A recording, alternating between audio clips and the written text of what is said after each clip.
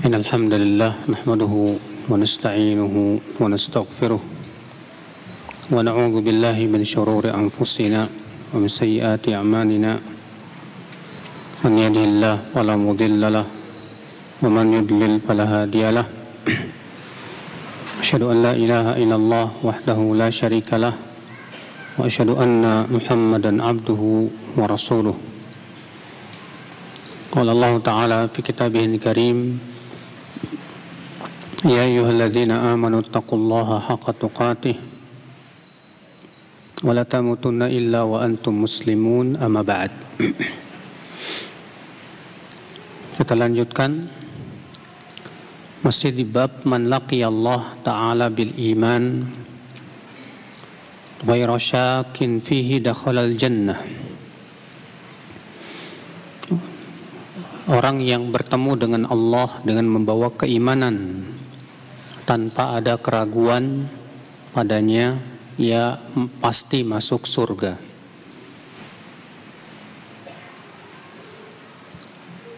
Hadis nomor 9 ya. Wa an Uthman radhiyallahu anhu qala Rasulullah sallallahu alaihi wasallam man mata wa huwa ya'lamu annahu la ilaha illallah dakhalal jannah. Siapa yang meninggal dalam keadaan ia berilmu, dia yakin bahwasanya tidak ada ilah yang berhak disembah kecuali Allah, maka ia pasti masuk ke dalam surga. Di sini menunjukkan ya akhi bisyarah azimah, kabar gembira yang sangat agung sekali. Bagi siapa? Bagi orang yang meninggal di atas la ilaha illallah, di mana dia benar-benar memahami apa yang diinginkan oleh kalimat la ilaha illallah. Iya. Adapun orang yang mengucapkan la ilaha illallah tanpa memahami maknanya, lalu kemudian melakukan pembatal-pembatalnya berupa kesyirikan, maka ini tidak bermanfaat ucapan la ilaha illallah ya. Oleh karena itulah para ulama mengatakan bahwa syarat ya la ilaha illallah yang paling pertama adalah al-ilm. Itu berilmu tentang la ilaha illallah. Dasarnya hadis ini. Rasulullah SAW bersabda, man mata wa huwa ya'lam. Siapa yang meninggal dunia dalam keadaan ia berilmu tentang apa? La ilaha illallah. Maka dari itu ya akhul Islam, kewajiban kita adalah untuk memahami betul tentang apa itu makna la ilaha illallah. Ini sangat dasar sekali. Siapapun yang mengucapkan la ilaha illallah, pahami betul-betul. Tidak cukup sebatas mengucapkan la ilaha illallah tanpa kita memahami maknanya, tanpa kita mengamalkan konsekuensinya. Bahkan tidak diterima la ilaha illallah apabila seseorang jatuh kepada pembatal la ilaha illallah. Karena la ilaha illallah berkonsekuensi kepada apa, Pak?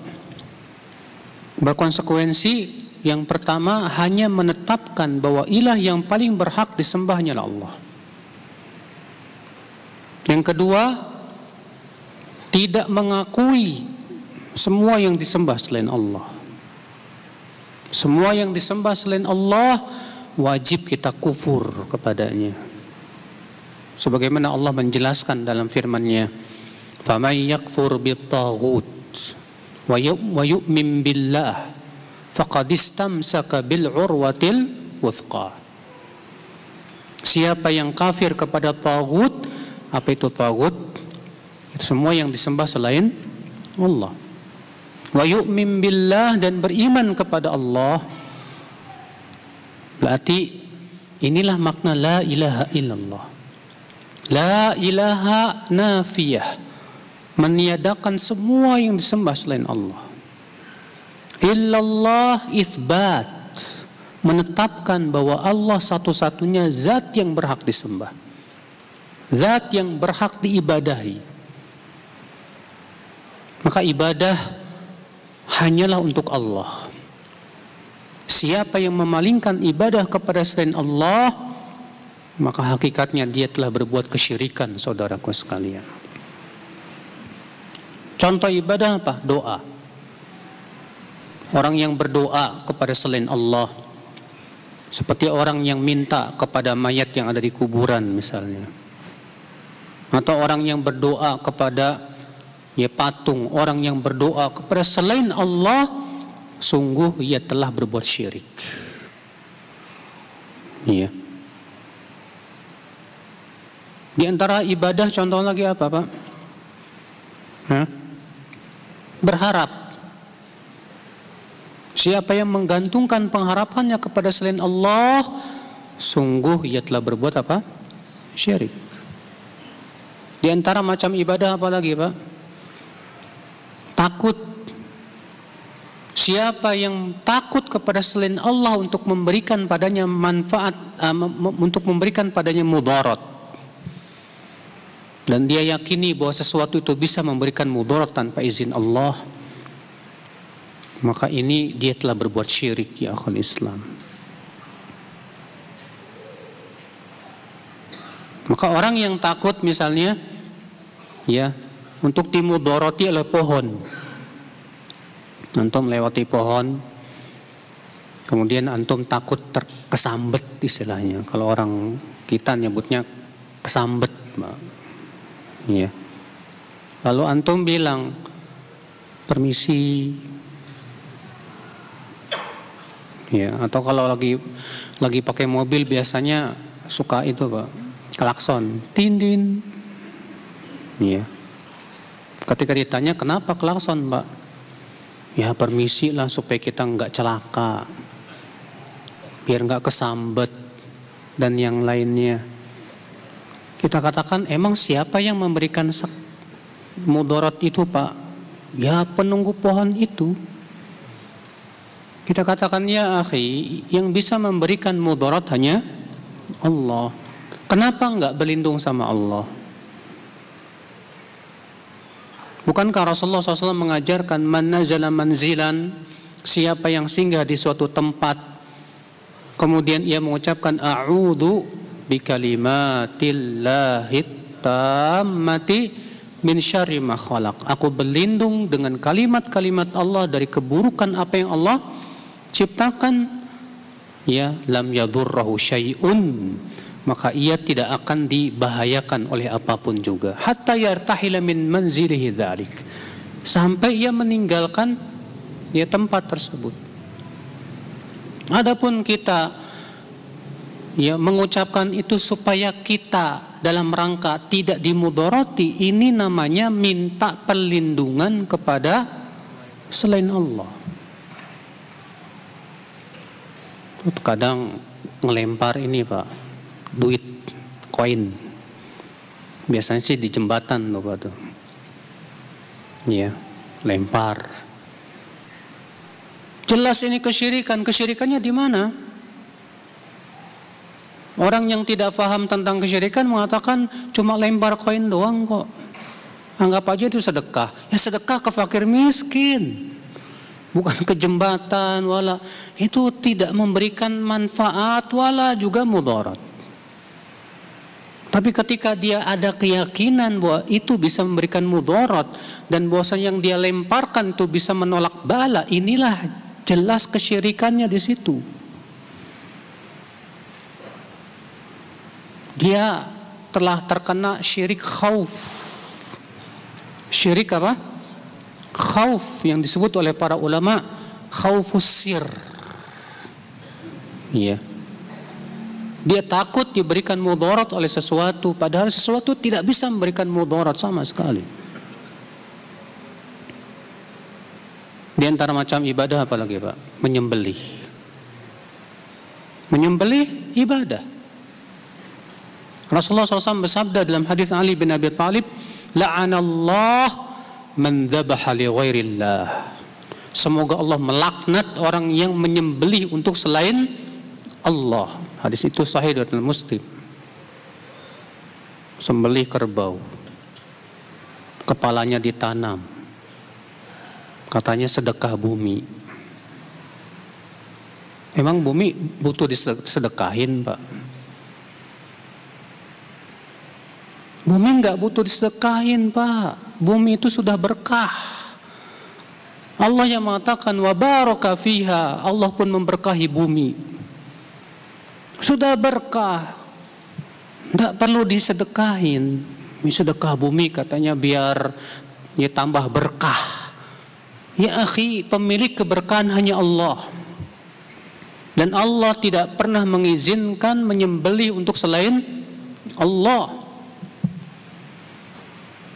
Sembelih ayam buat sesajen. Dan anehnya, Pak, ada orang atau bahkan kiai yang membela sesajen, Pak. Katanya, apa sisi kesyirikannya? Ya ente nggak paham masalah syirik masalahnya. Mendingan kiai-kiai dahulu di NU itu jelas sekali fatwa NU tuh. Ya tentang hukum sesajen. Dalam fatwa NU itu tersebut dijelaskan bahwa sesajen itu jelas syirik. Kiai-kiai NU dahulu lebih paham tentang kesyirikan. Iya. Itu coba kenapa tidak jadikan rujukan, itu jelas kesyirikan engkau itu. Yang hakikatnya adalah apa? Memalingkan ibadah. Ya di mana sesajen itu tujuan untuk apa sih? Untuk menolak bala. Itu sudah pasti, sudah tujuannya untuk menolak bala, Pak. Sekarang kita tanya, yang bisa menolak bala siapa? Allah. Kenapa tidak minta kepada Allah saja? Enggak kok, sesajen ini untuk Allah. Allah enggak butuh sesajen. Allah berfirman, "Wa ma khalaqtul jinna wal insa illa liya'budun. Ma uridu minhum min rizqi wa ma uridu ayyut'imun." Tidaklah aku ciptakan jin dan manusia kecuali agar mereka beribadah kepadaku saja. Aku tidak mengharapkan mereka memberi aku rezeki. Tidak pula aku mengharapkan mereka memberi makan kepadaku, kata Allah.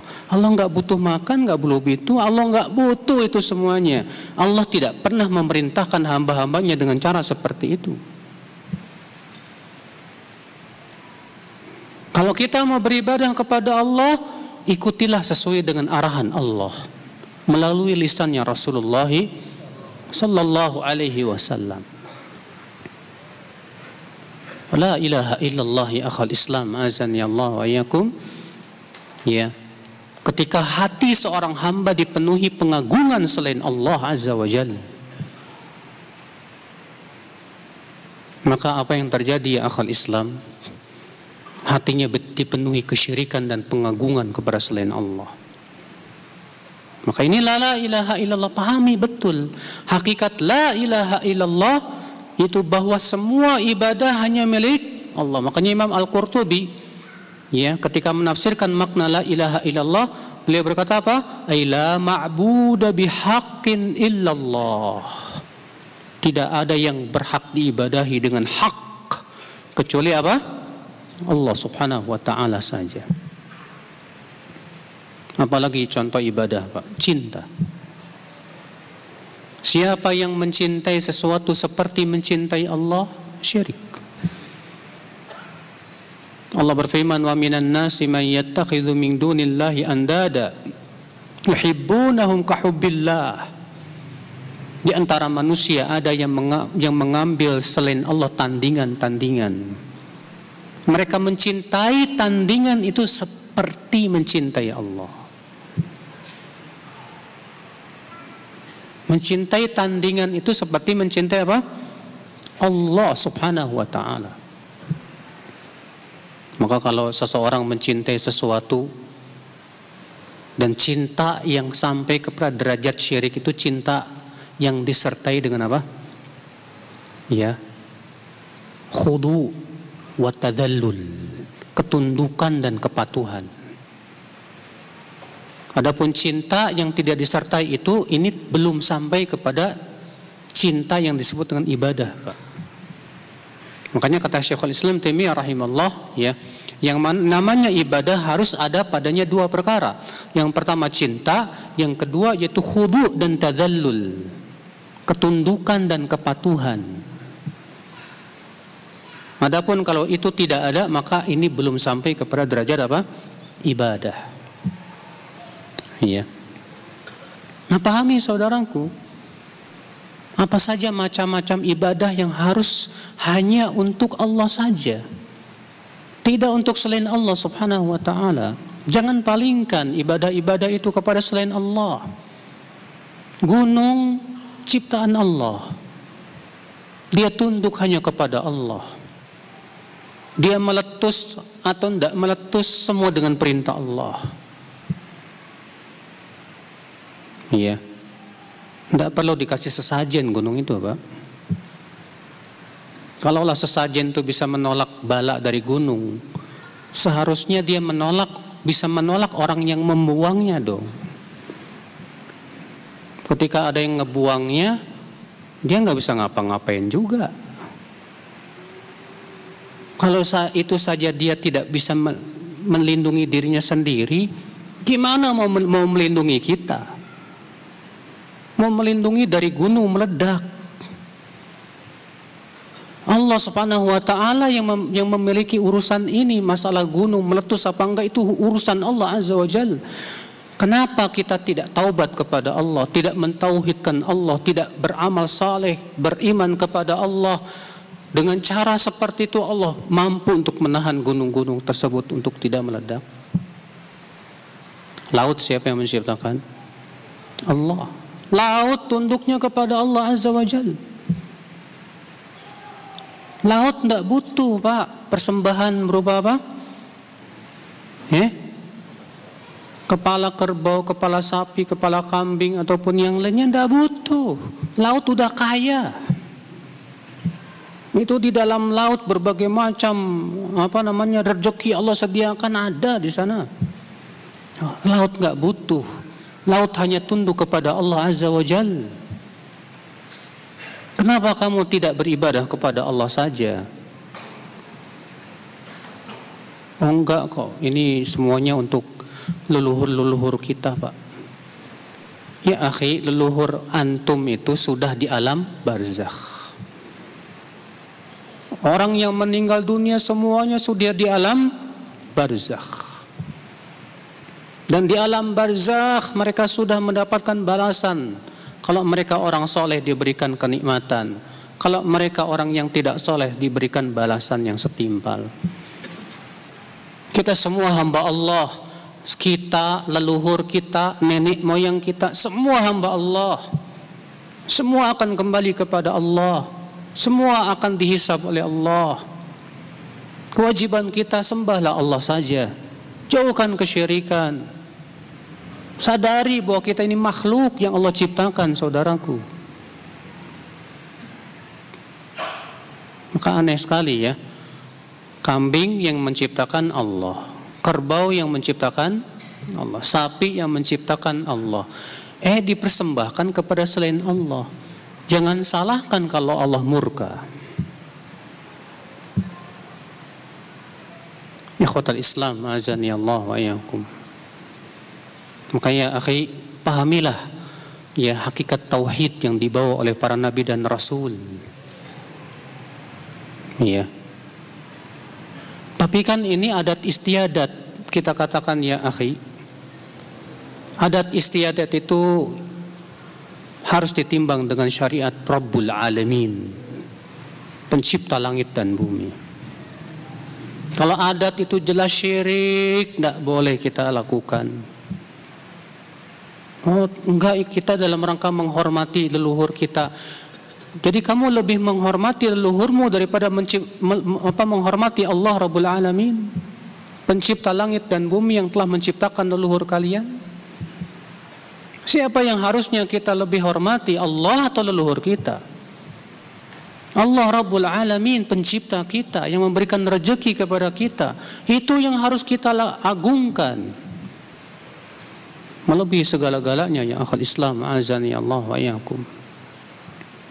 Nah ini akhi, maka kewajiban kita pahami betul tentang la ilaha illallah.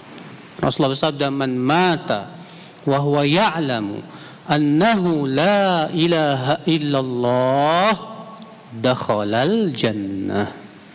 Siapa yang meninggal dalam keadaan ia berilmu tentang la ilaha illallah dan dia betul-betul yakin dengan la ilaha illallah, pasti masuk surga. Pasti itu Pak. Ini jaminan Pak. Sebanyak apapun dosanya, na'am. Karena Rasulullah SAW bersabda, yakhruju minan nar man qala la ilaha illallah wa fi qalbihi mithqala dzarratin min iman. Pasti akan keluar dari api neraka, kata Rasulullah SAW. Orang yang mengucapkan la ilaha illallah sementara di hatinya ada biji sawi keimanan, Masya Allah. Ini sudah janji Allah, sudah Pak. Iya. Maka dari itu ya akhi, kita berusaha mempertahankan tauhid itu di hati-hati kita sampai kita meninggal dunia. Jangan dilepas la ilaha illallah. Karena siapa yang mati di atas kesyirikan, wallahi ia haram masuk surga. Allah berfirman, innahu man yusyrik billah faqad harramallahu alaihil jannah. Sesungguhnya siapa yang mempersekutukan Allah, maka sungguh Allah telah haramkan surga untuk dia. Jangan pernah bosan kita ya untuk membahas la ilaha illallah Pak. Dan jangan pernah bosan kita untuk men-share kepada manusia tentang hakikat la ilaha illallah Pak. Setiap kita harus semangat Pak menjelaskan kepada manusia tentang bahaya syirik Pak. Bahkan seorang da'i harus betul-betul memfokuskan tentang kalimat la ilaha illallah Pak. Tentang bahaya syirik. Apalagi kita di negeri yang kesyirikan luar biasa Pak. Untuk kita betul-betul pahamkan tentang hakikat la ilaha illallah. Berat memang. Mendakwahkan la ilaha illallah itu tidak mudah. Dan pasti banyak apa? Tantangan. Tapi harus kita laksanakan. Harus kita lakukan. Untuk apa? Untuk melindungi diri kita dari api neraka. Dan untuk melindungi masyarakat dari azab Allah Azza wa Jalla. Karena kesyirikan itu Pak sumber datangnya malah petaka Pak. Lihat kaumnya Nabi Nuh. Kenapa Allah adab dengan apa? Ya, air bandang yang luar biasa itu. Karena mereka menolak ajakan Nabi Nuh untuk mengucapkan la ilaha illallah. Dan mereka tetap ngeyel dengan kesyirikan mereka. Lihat kaumnya Nabi Hud. Itu kaum 'Ad. Yang disebutkan dalam sejarah bahwa mereka itu diberikan oleh Allah kelebihan badan yang kuat-kuat dan besar sekali. Tidak pernah Allah menciptakan seperti kaum 'Ad itu Pak. Allah binasakan mereka akibat apa?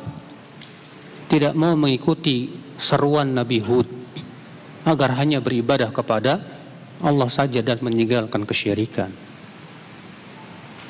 Lihat kaum Tsamud.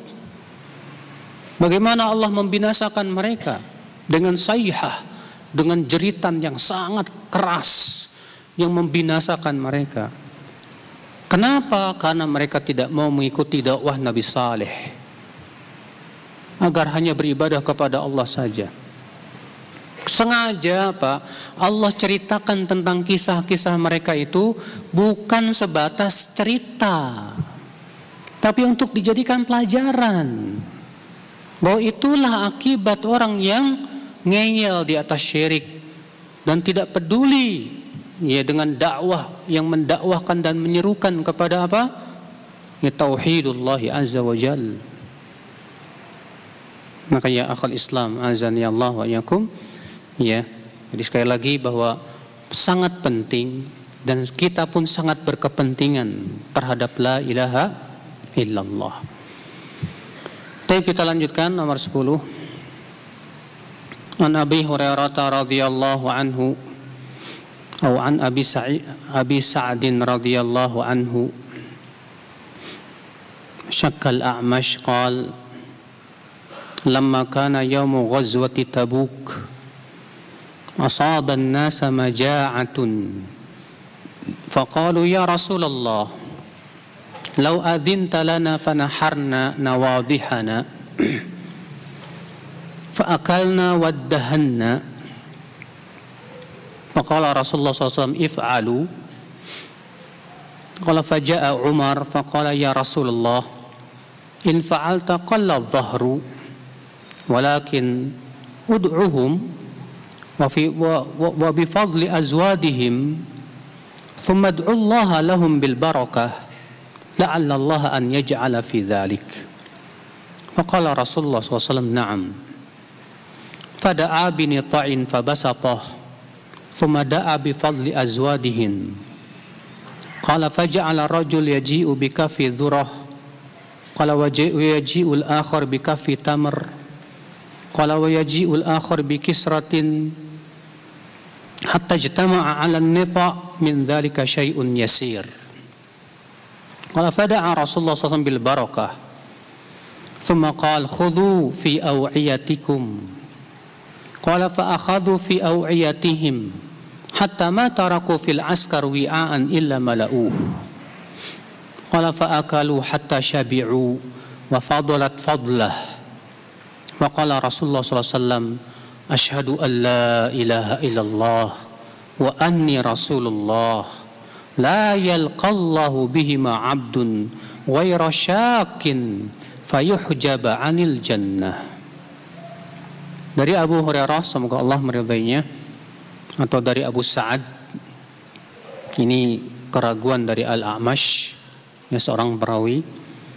Ia berkata, ketika di perang Tabuk itu terjadi tahun 9 Hijriah, ya. Itu setelah Fatu Makkah. Dan Tabuk itu adalah merupakan tempat yang sangat jauh, Pak. Ya, perang Tabuk ini yang merupakan sebab turunnya surat At-Taubah.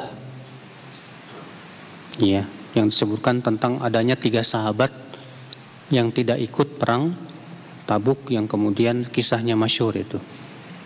Iya. Ketika di perang Tabuk, orang-orang ditimpa kelaparan. Karena memang tuh ya jaraknya yang sangat jauh, dan saat itu memang ya sedikit makanan.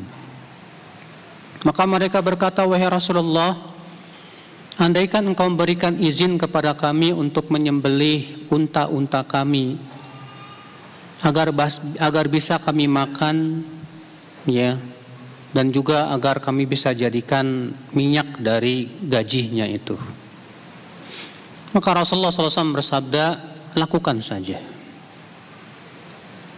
Mas, ini bangunin, Pak.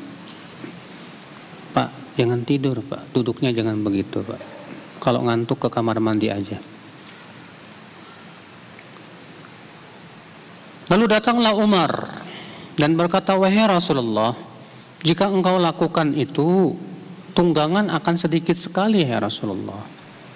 Artinya kalau orang-orang menyembelih unta-untanya itu, ya nanti bagaimana dengan tunggangannya? Sementara kita membutuhkan apa? Hewan tunggangan.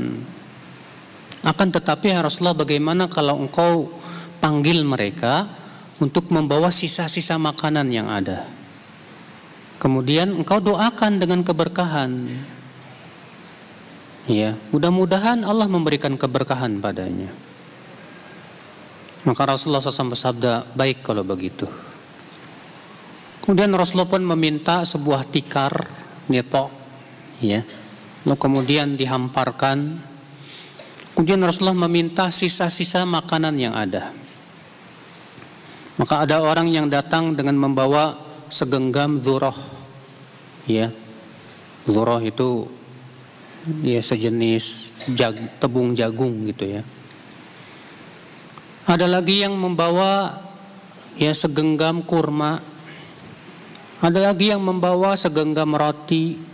Sehingga terkumpul di atas tikar itu sesuatu yang sedikit, tidak banyak. Lalu Rasulullah SAW pun mendoakan dengan keberkahan.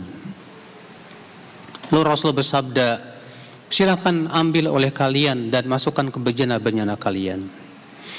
Maka mereka pun mengambilnya dan memasukkannya ke bejana-bejana, sehingga tidak ada satupun bejana kecuali dipenuhi dengan makanan.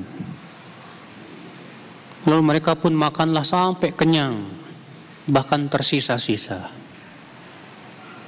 Maka Rasulullah SAW bersabda, aku bersaksi bahwa tidak ada ilah yang berhak disembah kecuali Allah saja, dan bahwasanya aku adalah utusan Allah.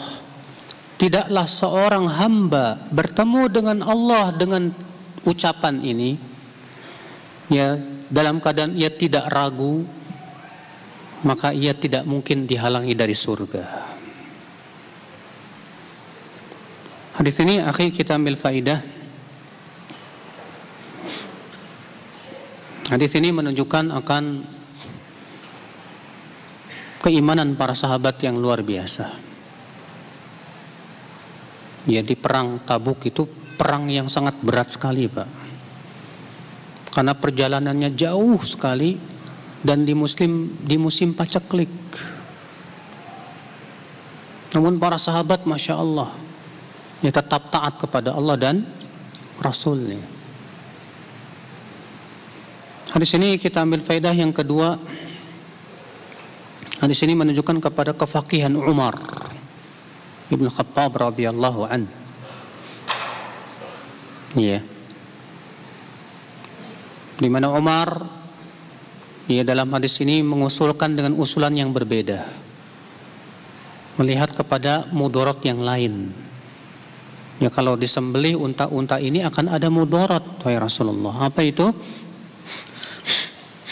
Akan sedikit tunggangan. Maka Umar memberikan usulan yang lain. Bagaimana ya Rasulullah kalau engkau suruh aja mereka bawa sisa-sisa makanan? Iya. Dan memang subhanallah Umar itu memang disaksikan oleh Rasulullah akan kefakihannya, Pak. Sampai-sampai Rasulullah bermimpi. Ya, dalam mimpinya itu Rasulullah SAW minum susu. Kemudian sisa susunya diberikan kepada siapa? Umar. Kemudian para sahabat bertanya, ya Rasulullah, apa takwil mimpimu itu? Kata Rasulullah, ilmu. Iya.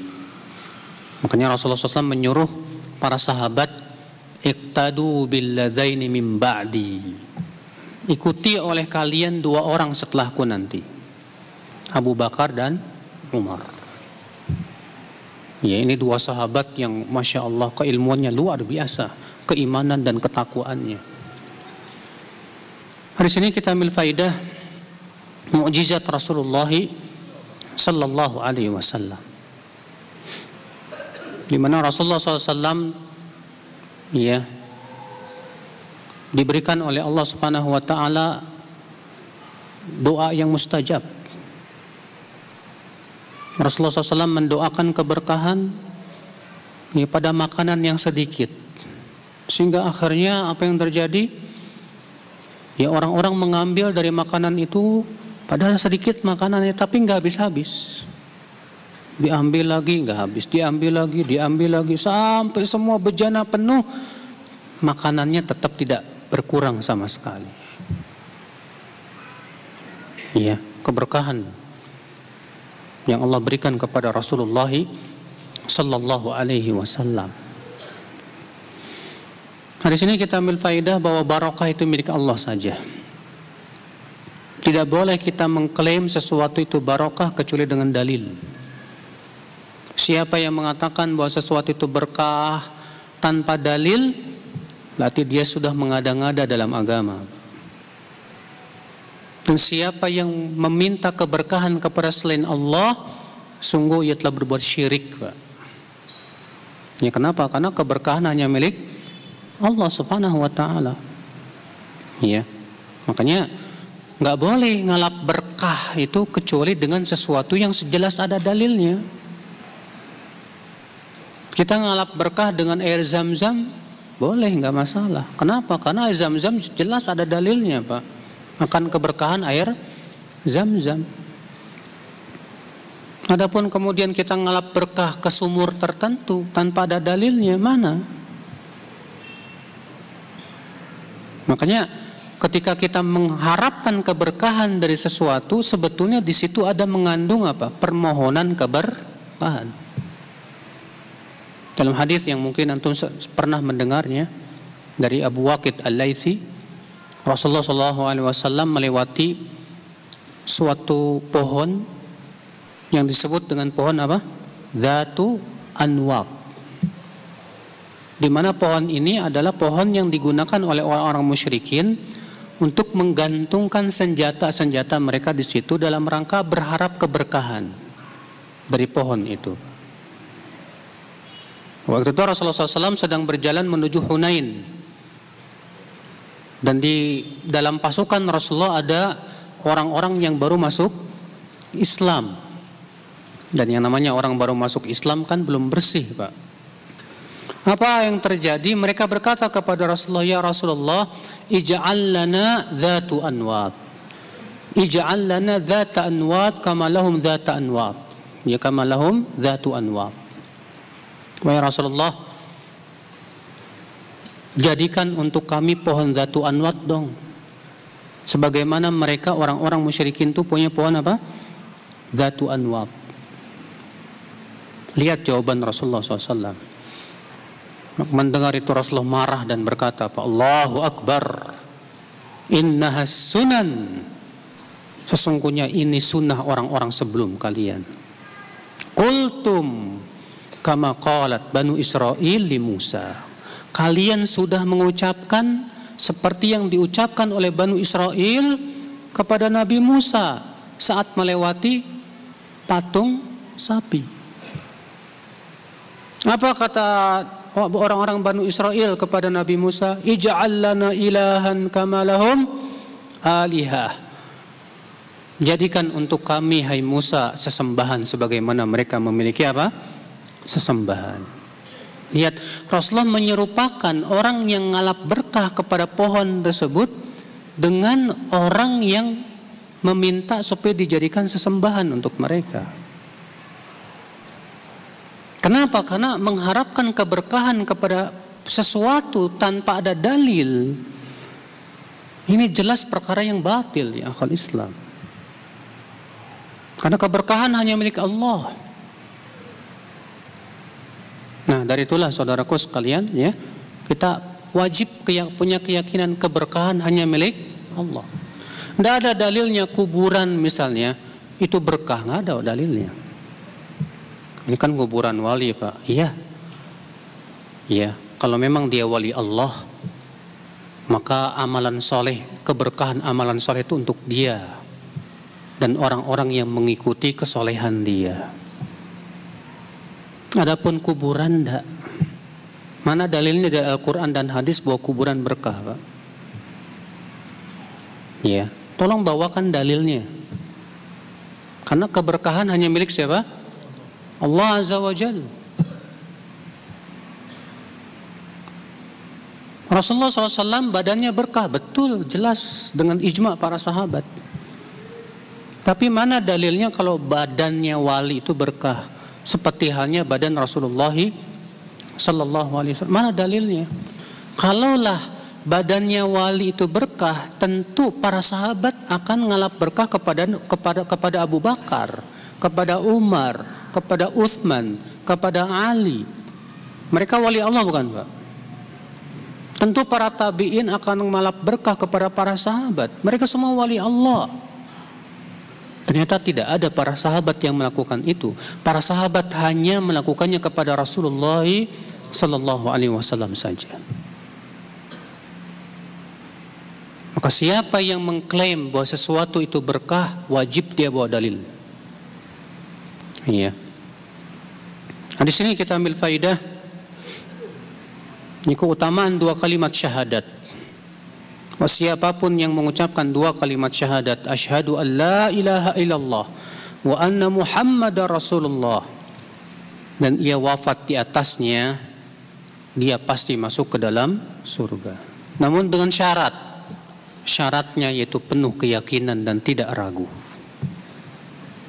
Makanya para ulama menyebutkan syarat la ilaha illallah yang kedua apa? Yang pertama tadi apa?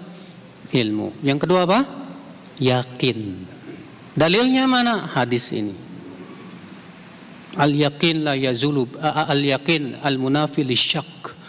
Itu keyakinan yang menghilangkan keraguan. Betul-betul yakin bahwasanya tidak ada ilah yang berhak disembah selain Allah. Adapun kalau ada orang yang ragu, maka yang seperti ini bisa membatalkan la ilaha illallah. Iya. Maka Rasulullah mengatakan tidaklah seorang hamba bertemu dengan Allah dengan dua kalimat syahadat tersebut dengan tanpa keraguan, dia benar-benar yakin, maka ia pasti masuk ke dalam surga. Masya Allah ya akhal Islam.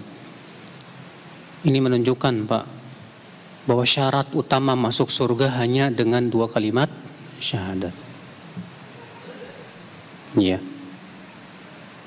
Namun apakah ini menunjukkan bahwa amalan yang lain tidak dibutuhkan?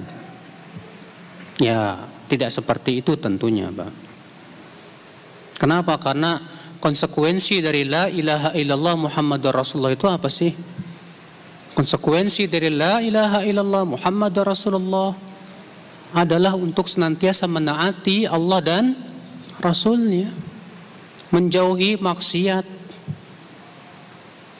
Makanya orang yang semakin sempurna la ilaha illallahnya Pak, semakin ia sempurna tauhidnya, semakin ia menjauhi berbagai macam larangan-larangan Allah Azza wa Jalla. Makanya ketika Rasulullah SAW ditanya tentang orang yang masuk surga tanpa hisab dan azab, siapa mereka? Kata Rasulullah, humul ladzina la yastarqun wa la yaktawun wa la yatatayyarun wa ala rabbihim yatawakkalun. Mereka adalah orang yang tidak minta diruqyah. Minta diruqyah hukumnya makruh. Ini menunjukkan akan kesempurnaan tauhid mereka, sampai-sampai saking sempurnanya tauhid mereka yang makruh saja tinggalkan, apalagi yang haram. Ya, kesempurnaan tauhid. Oleh karena itulah ya akhwal Islam, ya, tauhid yang sempurna mengharuskan dia melaksanakan semua perintah Allah dan menjauhi apa? Semua larangan-larangan Allah Subhanahu wa taala. Demikian pula syahadat Muhammadur Rasulullah berkonsekuensi apa, Pak?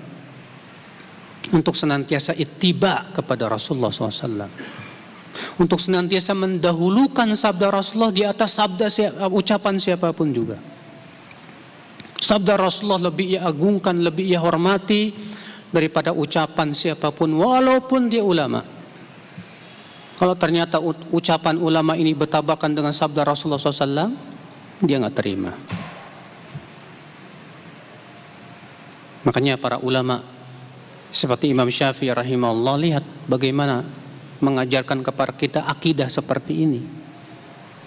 Apa kata Imam Syafi'i? Ajma'al muslimun ala annahu man istabanat lahu sunnatur rasul lam yakun an yada'aha liqauli ahad.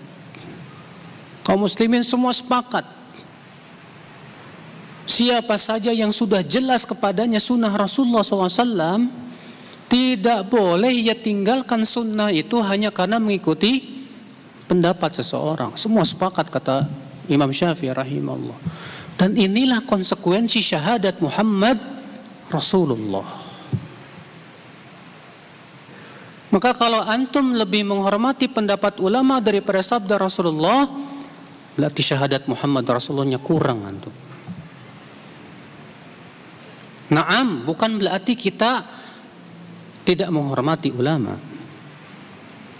Naam, ulama kita jadikan wasilah untuk memahami kitabullah dan sunnah Rasulullah sallallahu alaihi wasallam. Namun yang namanya ulama banyak kan? Maka kita lihat mana saja pendapat ulama yang sesuai dengan Al-Quran dan hadis, itu yang kita ikuti. Tapi kalau ulama ini jelas ya pendapatnya bertabrakan, berseberangan dengan Al-Quran dan hadis yang sahih, kewajiban kita dahulukan Al-Quran dan hadis. Ya, terkadang orang yang taklid itu mengatakan apa, Pak? Gak mungkinlah ulama menyelisih Al-Quran dan hadis.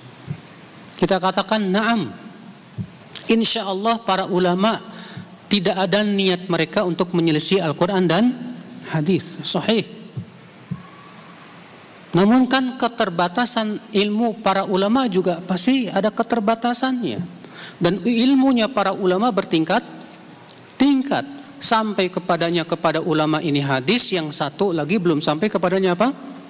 Hadis. Makanya kan terjadi 4 madhab. Kenapa? Karena adanya perbedaan pemahaman, adanya perbedaan apa? Keilmuan. Ya. Maka kita nilai mana yang lebih dekat kepada Al-Quran dan hadis Nabi Sallallahu Alaihi Wasallam, maka itu yang kita apa? Ambil. Nah, ketika saya ucapkan ini, Pak, orang-orang yang demen dan doyan taklid marah. Wah, kamu sudah mensejajarkan diri dengan ulama ya. Kita katakan kita tidak mensejajarkan diri dengan ulama, tapi kita mengikuti memang itu bimbingan para ulama. Itu yang diperintahkan oleh Imam Ahmad, oleh Imam Syafi'i, oleh Imam Abu Hanifah, Imam Malik, bahkan seluruh ulama. Bukankah Imam Syafi'i seringkali menyelisih gurunya Imam Malik? Demi karena mengikuti dalil. Bukankah imam-imam juga setelah mereka menyelisihi bahkan madhab imamnya? Makanya mereka membedakan antara madhab Syafi'i dengan Syafi'iyahnya. Ulama ya Syafi'iyah. Terkadang banyak ulama-ulama Syafi'iyah menyelisih madhabnya sendiri, madhab Imam Syafi'i, karena tampak kepada mereka dalil yang lebih kuat, karena mereka lebih mengikuti apa? Dalil. Maka kewajiban kita, saudaraku sekalian, tetap kita tidak boleh lepas dari ulama. Betul, na'am. Tidak boleh kita berpendapat ternyata kita tidak ada apa? Pendahulunya dari ulama, nggak boleh. Kalau kita punya pendapat ternyata tidak ada satupun ulama yang berpendapat demikian, tidak boleh. Berarti kita sudah apa? Keluar dari ijma' mereka. Iya. Tapi kalau ulama berselisih, apa dong yang harus kita lakukan?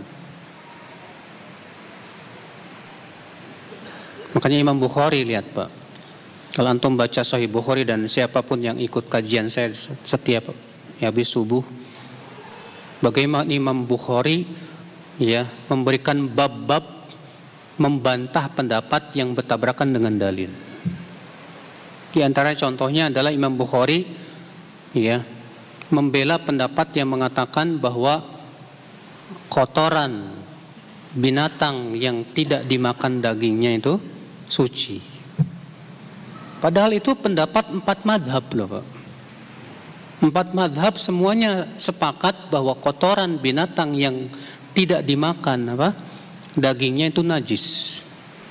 Tapi Imam Bukhari membawakan bab untuk membantah pendapat mereka, bahwa justru yang ditunjukkan menurut Imam Bukhari secara hadis bahwa yang najis itu cuma kotoran manusia dan ya kencing mereka. Adapun tentang masalah kotoran hewan yang tidak dimakan dagingnya nggak ada dalilnya, kata Imam Bukhari rahimahullah. Ya. Adapun klaim bahwa ini adalah ijma' tertolak karena Imam Bukhari menyelisih pendapat itu. Nah itulah yang ahlul Islam, dalil yang mereka yang mereka dahulukan. Ya, Allahu a'lam. Saya kira cukup. Semoga yang saya sampaikan bermanfaat. Wabillahi taufik.